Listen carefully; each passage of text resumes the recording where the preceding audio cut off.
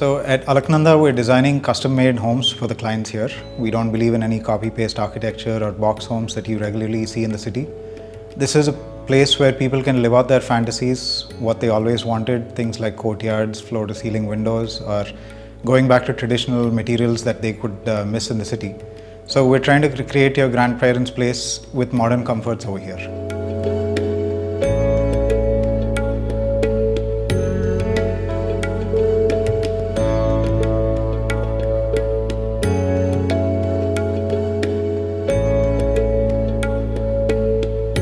So at Alakananda, we're going with a very low density plotting. So generally in a 300 acre layout, even in the best HMDA layouts, you would find at least 3,500 plots. But here in the same 300 acres, we have just 1,600 plots, which is less than half the density of a high-end gated community. So it is like having 1 acre for just 5 families, whereas in other layouts, you would have it shared among 11 families. So you get a lot more open space per person. Another rule that we put in place here to protect everybody and the aesthetics of the campus is that nobody is allowed to build more than G+2 floors. The idea is that everybody should have an equal view of the river, so there's nobody building any tall buildings in front of you. And it never becomes a housing layout or a colony kind of situation where you have apartments, where you have different density of buildings coming up. So it is going to be a villa project, true blood villa project forever because of these restrictions that we put in place. So here we're designing completely custom-made homes for the client depending on their requirement. We're not forcing them to choose with 5 or 6 designs. So one of the homes here doesn't even have a living room or a dining room. It's just 2 bedrooms and a bathroom and a kitchen. So depending on what the client wants, we can then design and then help them live out their fantasy. Things like an open courtyard or open-air bathrooms or floor-to-ceiling windows, while at the same time protecting their privacy. So most of the villas here are in the range of about 1.2 to 1.5 crores, but one of the clients wanted within about 60 lakhs. So we went with a unique watchtower design where you have a ground floor with the living dining kitchen, first floor with a bedroom, and then the terrace is open to sky. So a very unique vertical living structure where you have a lot more open space on the sides with a lily pond and some nice gardens. So you can maximize the open area of the plot and then enjoy your house within that space. So at Alakananda, one of the things that we give the most amount of prominence to is nature and protecting it as it is. So nowhere is this more prevalent in one of the houses that we did where there were existing mango trees in the site. And without cutting even a single branch of the tree, we were able to construct the house where there's even a courtyard going around one of the mango trees, and now you'll find some of the branches of the mango tree are going through the roof, giving it a very nice feel, as if the house always existed there and it's not disturbing the site as it is. So some of the villas here have been built with some nostalgic elements which bring in a lot of memories for most people. For example, one of the villas that we constructed has the kitchen separate from the main building, because that's how it used to be in the villages or in the olden days. That's how people used to construct the houses. So it's just one of those aspects that bring back a lot of memories, may not be functionally important nowadays, but it's just another aspect to play around with once in a while when you have space to go do what you like.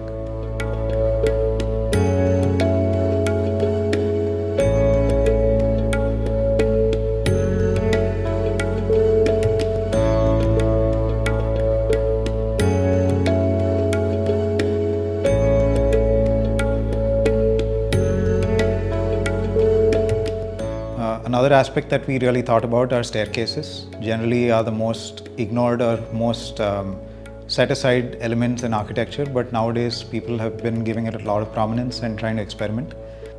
The obvious temptation with a staircase is to always try to squeeze in a powder room or a wash basin next to it or under it. And it's always messy, it's not easy to maintain, and then it's always smelling, dingy. It's never a good feel for the guests to go and enjoy it. So here what we did is just fill up the entire staircase, extend it like a showcase or a informal seating. So when you have a lot of guests, people can spill over and then sit on the staircase rather than having to sit on chairs or getting extra chairs or anything like that.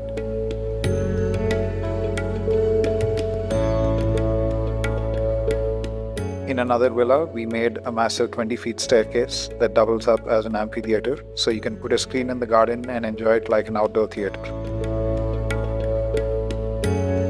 The washrooms here, again, we have flexibility and we have freedom to experiment and try different designs.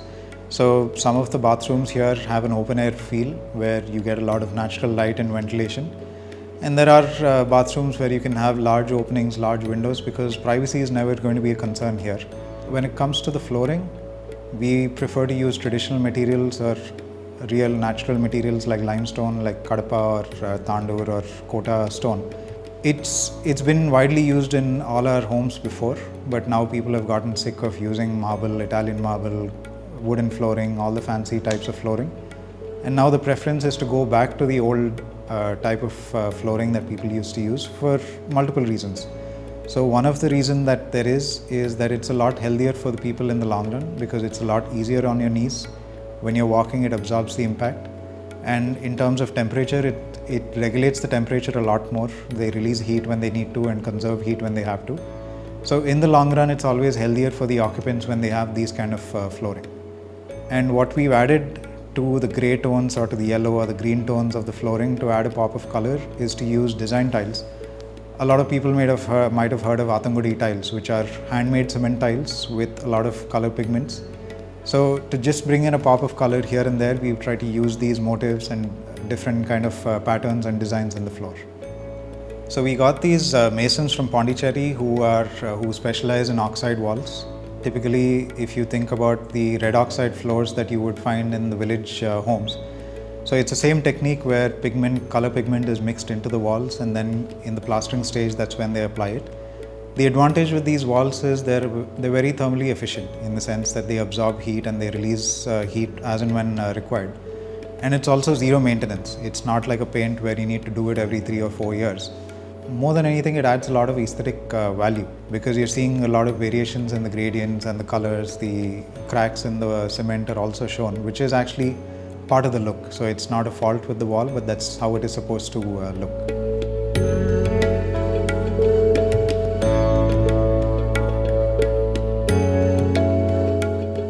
And so we've got these exposed concrete ceilings, which are actually tougher to do than a false ceiling, but they add a lot of character again because you're able to see the raw concrete as it is. It involves a lot of planning in terms of the conduiting, the light points, the electricity, wiring and everything before the slab is casted. But it adds a lot of character because people aren't used to seeing concrete in its raw form anymore.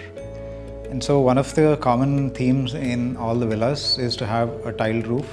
In Telugu, they call it penkatillu, which adds a lot of character and is aesthetically a lot more pleasing on the elevation. And more than anything, it adds a lot of volume to your space when you have double height ceilings and a pitched roof on top of you. So true to the feeling of going back to your roots, we're also adding few small elements like you call them argulu in Telugu, which are basically informal seaters that people built outside their homes. It's just something that people, when they're walking by in the evening or in the morning, they just sit outside your house, chat for a few minutes and then carry on with their work. So those kind of small elements is what we're trying to add to build up a lot of character for Alakananda and also to make it a real village, modern village kind of a feel.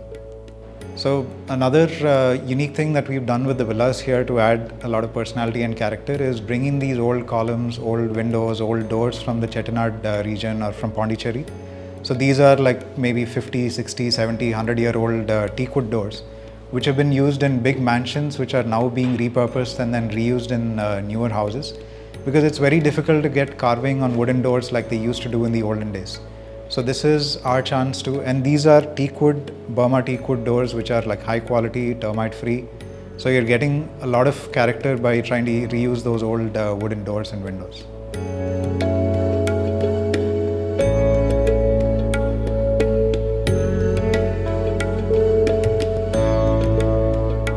The courtyard is actually the most common wish or common desire that a lot of people have come forward with.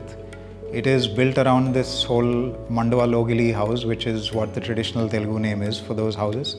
And you'll find them typically in the Godavari and Krishna districts, where you have a big courtyard in the center and the house built around it.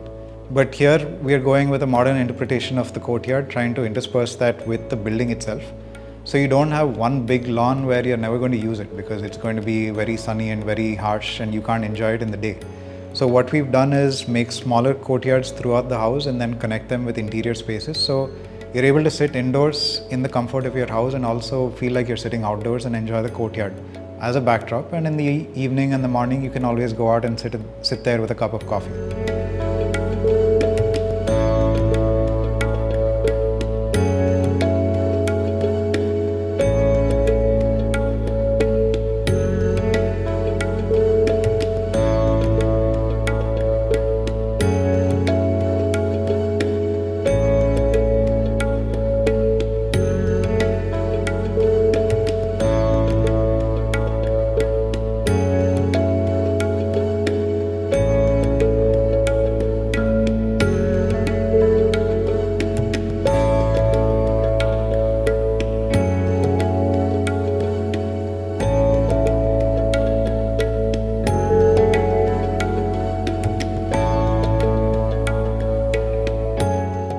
invite you all to come over to Alakananda, experience the architecture for yourself, and find something refreshing and new that you would never see before anywhere else.